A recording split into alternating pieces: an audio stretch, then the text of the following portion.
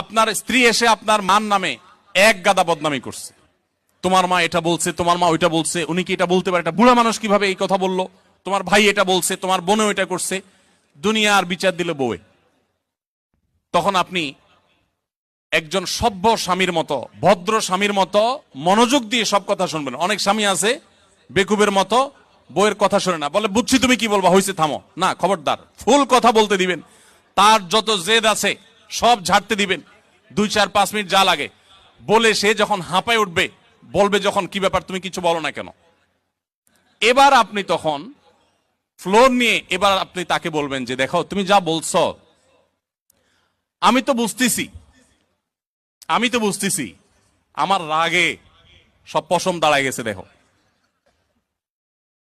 তোমার কষ্টে তো আমার ভেতরটা জ্বলে পড়ে ছাই হয়ে যাচ্ছে, দেখো যেভাবে বলা দরকার বলে তাকে আগে এটা কনভিন্স করবেন যে আমি তোমাকে ইগনোর করছি না, তোমার সমস্ত কথাগুলো ক্যাচ করেছি এবং তোমার ব্যথা আমি ব্যথিত। এরপরে এবার বলবেন দেখো যদি মা না হতো, যদি নিজের ছোট ভাই বোন এদেরকে যদি পিঠে মেরে ফেলা জায়েজ হইতো, বা এদেরকে যদি বড় ভাই আমার উল্টাপাল্টা করতেছে, বড় ভাই কিছু বলতে পারতেছি না, আল্লাহ রসুল বড়দেরকে সম্মান করতে বলছেন, যদি সেটা না করা লাগতো তো আজকে এসপার কি ওসপার আমি করে